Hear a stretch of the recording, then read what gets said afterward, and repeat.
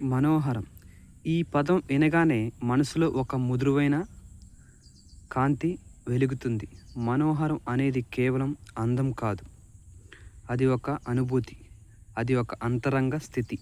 అది ఒక జీవన దృక్పథం. అందం కళ్ళకు ఆకర్షిస్తుంది. మనోహరం హృదయాన్ని గెలుస్తుంది. దీన్ని మరొక స్టైల్లో చెప్పాలంటే, అందం అనేది కళ్ళను మాత్రమే ఆకర్షిస్తుంది, కానీ హృదయాన్ని గెలిచేది మనోహరం.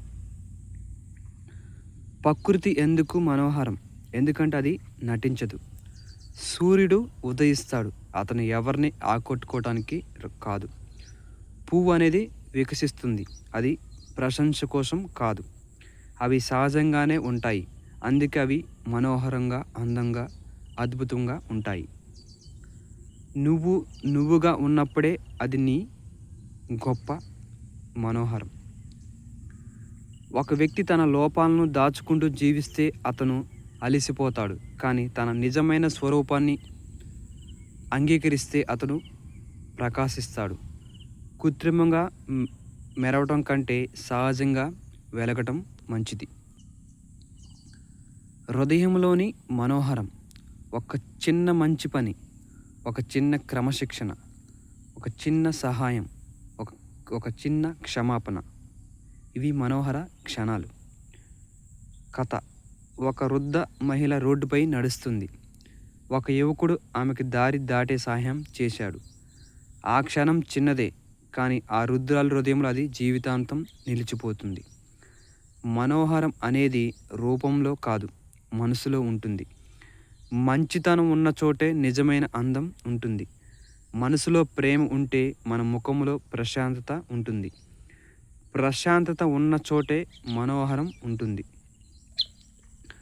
మాటలు మనిషిని కూలగొట్టగలవు, మాటలు మనిషిని నిలబెట్టగలవు. ఒక మంచి మాట విరిగిన హృదయానికి ఔషధం. ఒక విద్యార్థి పరీక్షల్లో విఫలమయ్యాడు. అందరూ అతన్ని విమర్శించారు. ఒక గురువు మాత్రమే అన్నాడు, నువ్వు విఫలమవ్వలేదు, నువ్వు నేర్చుకుంటున్నావు. ఆ మాట అతని జీవితాన్ని మార్చింది. నువ్వు చెప్పే ప్రతి మాట ఎవరో ఒక హృదయంలో ప్రతిధ్వనిస్తుంది. మన మాటలు మనోహరంగా ఉంటే మన వ్యక్తిత్వం ప్రకాశిస్తుంది. కష్టాల్లో మనోహరం. మనోహరం అనేది సుఖంలో మాత్రమే కాదు, కష్టాల్లో కూడా ఉంటుంది. ఒక వ్యక్తి ఎన్నో కష్టాలు ఎదుర్కొంటాడు, అయినా చిరునవ్వుతో ముందుకు సాగుతాడు. అది మనోహరం.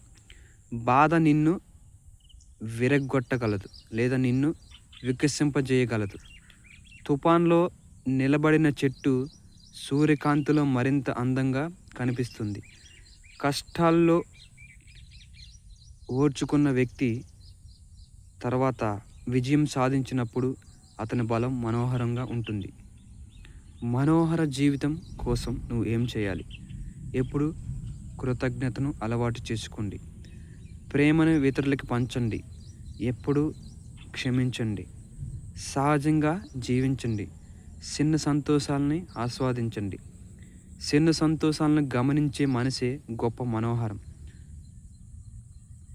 నీ జీవితం మనోహరంగా ఉండాలంటే ప్రతి ఒక్క క్షణాన్ని ఆనందంగా ఆస్వాదించు. నిజాయితీ నీ అందాన్ని పెంచుతుంది. నీ చిరునవ్వు ఒక మనోహరం. నీ సహాయం ఒక మనోహరం. నీ ధైర్యం ఒక మనోహరం. ప్రపంచం అందంగా ఉండాలి అంటే నీ హృదయం అందంగా ఉండాలి. ప్రపంచం నీ దృష్టికి ప్రతిబింబం. మనోహరం అనేది బయట కాదు, నీలోనే ఉంది. మనోహరం అనేది ఒక అలంకరణ కాదు, అది ఒక ఆత్మస్థితి.